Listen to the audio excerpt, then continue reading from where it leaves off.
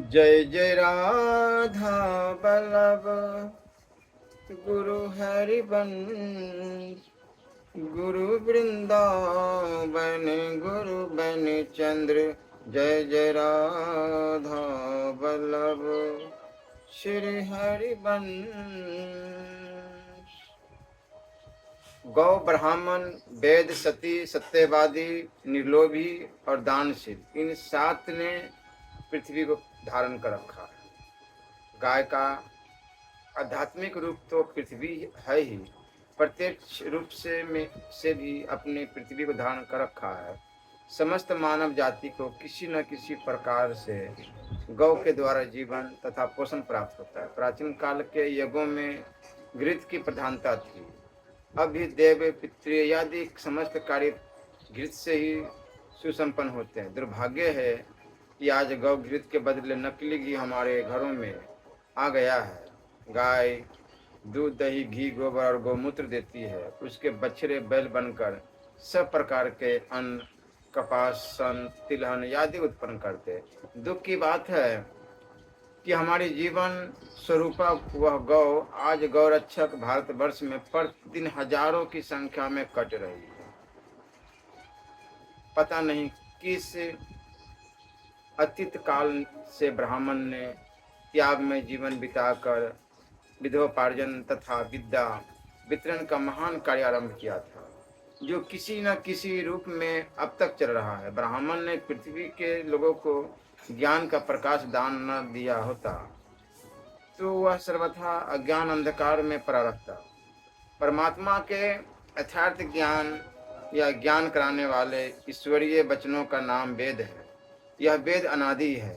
वेद में समस्त ज्ञान भरा पड़ा है। इतिहास पुराणादि भी उसी के अनुवाद है। समस्त कर्म प्रदित्या संस्कार ज्योतिष आदि सभी का उद्गम स्थान वेद है। वस्तुतः गौ विप्र और वेद ये तीनों ही एक दूसरे में अनुचित है। सती स्त्रियां पृथ्वी के ढूंढ स्तंभ रूपा है। सतियों के त्याग तेज प्रताप से मानव को बड़ा विलक्षण सात्विक बल मिलता रहा है और अभी मिल रहा है। सती की स्मृति ही पुण्यदायिनी है। सतियों की पवित्र संतान से ही लोक का संरक्षण अभ्युदय तथा पुण्य जीवन होता है। जगत का सारा व्यवहार सत्य पर ही आधारित है। झूठ बोलने वाले भी सत्य की महिमा स्वीकार करते हैं। सत्य भगवान का स्वरूप है। इस सत्य को स्वीकार करके सत्य भाषण प्राण पुरुष जगत के मानवों के सामने एक महान आदर्श नहीं रखते हैं। जीवन को सरल शुद्ध तथा शक्तिशाली बनाने में सहायता भी करते हैं। झूठ भ्रमवश पनपता भले ही दिखे, अंत में विजय सत्य की होती है। सत्य तथा सत्यवादियों के द्वारा उपजाए हुए विश्वास पर ही जगत के व्यवहार टिके पड़े हैं। जब तक जगत में सत्यवादी मानवों का अस्तित्व बना रहेगा, चाहे वह थोड़े ही हो, तब तक जगत की स्थिति रहेगी। निर्लोभी पाप का बाप लोभ है। लोभ के कारण ही विविध प्रकार के नए नए दुर्गुण दोष तथा पाप उत्पन्न होते हैं तथा परिणाम में महान संताप की प्राप्ति होती। चोरी बेईमानी चोर बाजारी घूसखोरी डकैती ठगी लूट वस्तुओं में मिलावट आदि चरित्र को भ्रष्ट करने वाले सारे अपराधों का मूल लोभ ही है। लोभी मानव स्वयं सदा अशांत तथा दुखी रहता है। घोर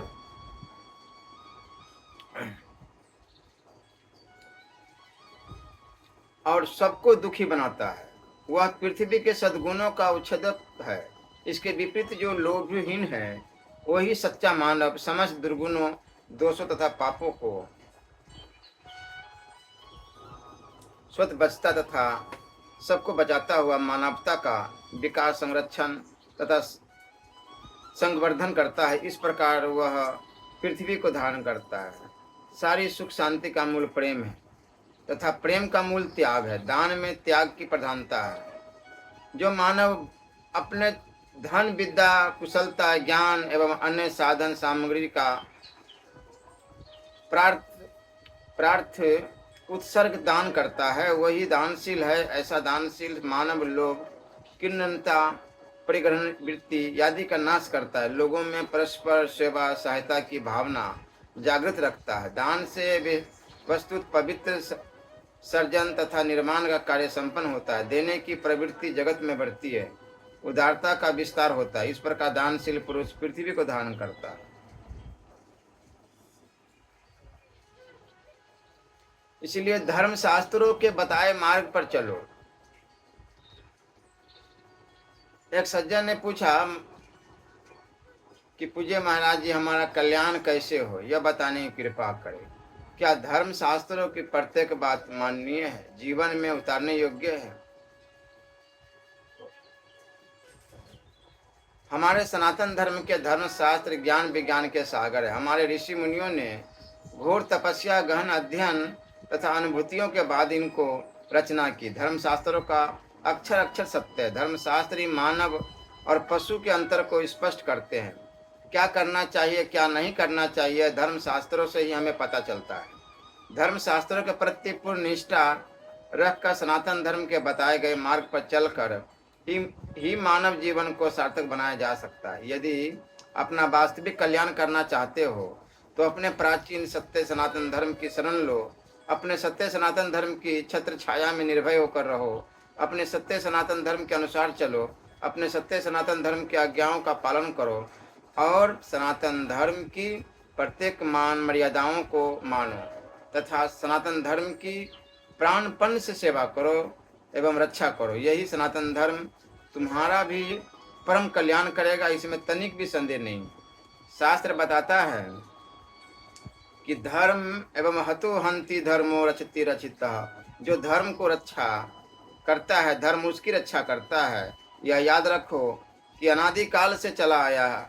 यह हमारा सनातन धर्म ही इस समस्त विश्व में एकमात्र ईश्वरीय धर्म है और सत्य धर्म है तथा कल्याणकारी धर्म है।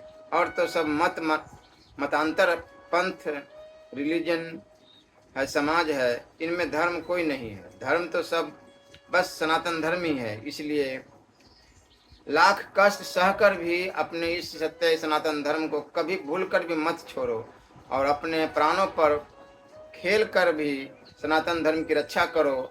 सनातन धर्म की रक्षा में ही विश्व की रक्षा है। सनातन धर्म को मिटाने में विश्व का विनाश है। यदि सनातन धर्म है तो याद रखो कि तभी हमारे मठ मंदिर है, ये हमारे तीर्थ स्थान है और ये पूज्य देवी देवताएं हैं और ये शास्त्र पुराण हैं और ये रामायण महाभारत है और ये पूज्य गौ ब्राह्मण और कथा कीर्तन योग यज्ञ है, व्रत पूजा है और ये दान पुण्य आदि सत्कर्म है। यदि हमारा यह सनातन धर्म नहीं रहा तो फिर कुछ भी शेष नहीं बचेगा और फिर तो बस चारों ओर घोर अंधकार ही अंधकार छा जाएगा और सब धर्म कर्म से हीन पशुवत बन जाएंगे। इसलिए सनातन धर्म के अनुसार चलना और सनातन धर्म की प्राणपण से रक्षा करना यह प्रत्येक भारतीय हिंदू का परम कर्तव्य है और परम धर्म है। एक सज्जन ने पूछा कि महाराज जी, धर्म का पालन कैसे करें? अपने अपने वर्णाश्रम के अनुसार चलो और अपने अपने वर्णाश्रम धर्म का पालन करो। भूल कर कभी वर्णाश्रम धर्म के विरुद्ध कोई भी कार्य मत करो।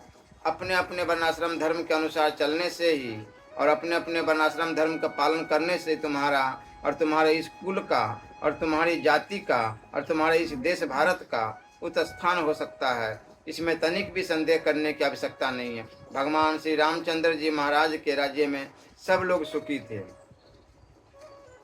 राम राज बैठे त्रिलोका, हर्षित भय गए सब शोका।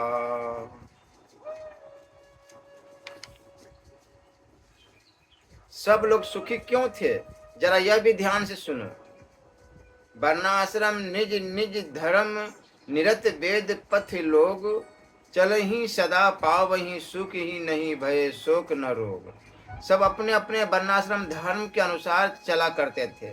सब अपने अपने वर्णाश्रम धर्म का पालन किया करते थे।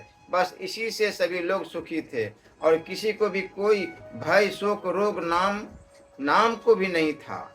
आज हमने कुछ लोगों के चक्कर में फंसकर अपने अपने वर्णाश्रम धर्म का पालन करना छोड़ दिया है। इसी से आज हमारा और हमारे देश इस देश का तथा हमारी इस जाति का घोर अधपतन होना आरंभ हो गया है।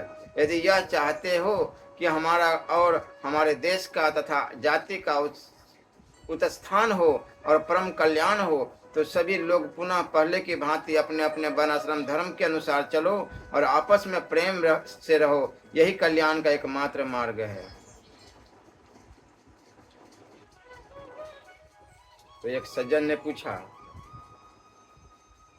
कि भगवत प्राप्ति का उपाय क्या है। श्री भगवत प्राप्ति करना चाहते हो तो इस घोर कली काल में श्री भगवत प्राप्ति का एकमात्र सरल और सुलभ साधन कलो केशव कीर्तनम, यानी के बस हरि कीर्तन नाम करो। हर समय नाम जप, राधा राधा राधा राधा राधा राधा राधा राधा, जो भी आपको प्रिय लगे।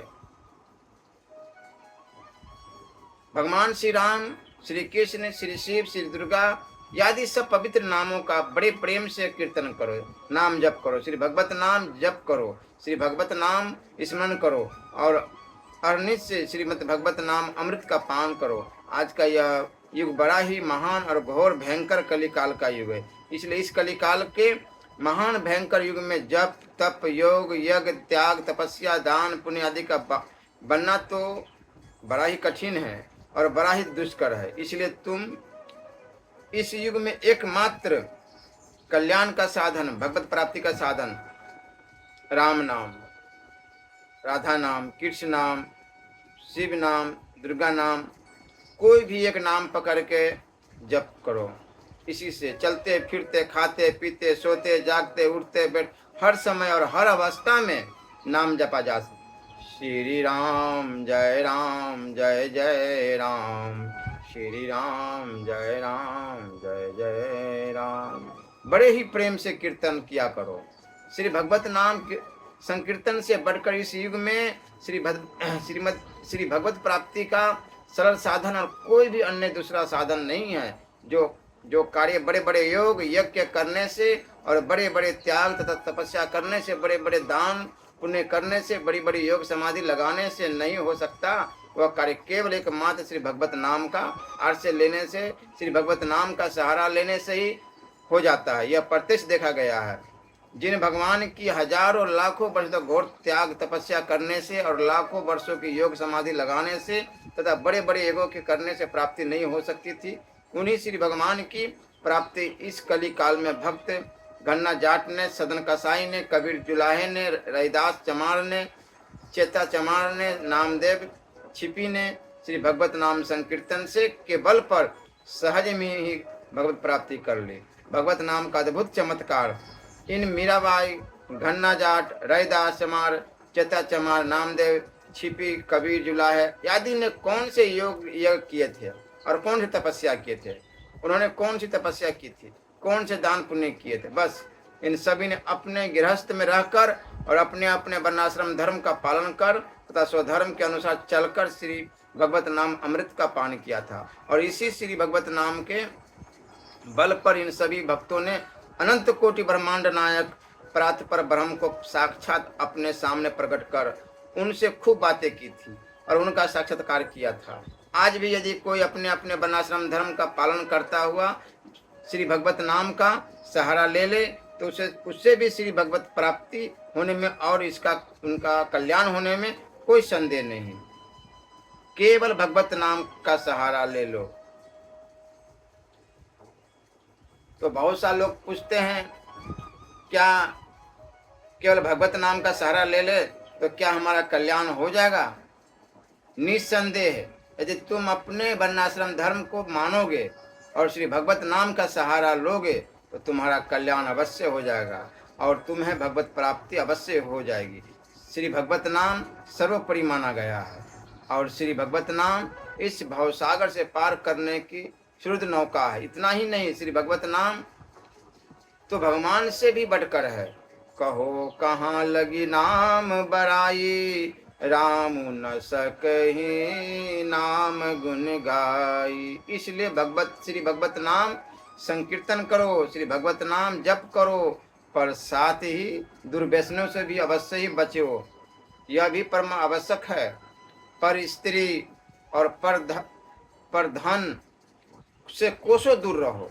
शराब, चाय, बीड़ी, सिगरेट, तंबाकू, सुल्फा, गांजा, चरस, अंडे, मांस, मछली, प्याज, लहसुन आदि का भूल करके भी कभी सेवन मत करो। होटलों का बना हुआ खाना पीना एकदम से बंद कर दो। कुसंगत से बचो, संत महात्माओं का सत्संग करो, शुद्ध और पवित्र सात्विक भोजन किया करो, दुर्व्यसनों से बचो, शास्त्र अनुसार अपना जीवन पवित्र बनाओ और श्री भगवत नाम अमृत का पान करते कराते रहो। बस यही इस घोर कली काल में के समय में हमारे कल्याण का, भगवत प्राप्ति का एकमात्र सरल प्रधान है। बोलो राधे राधे।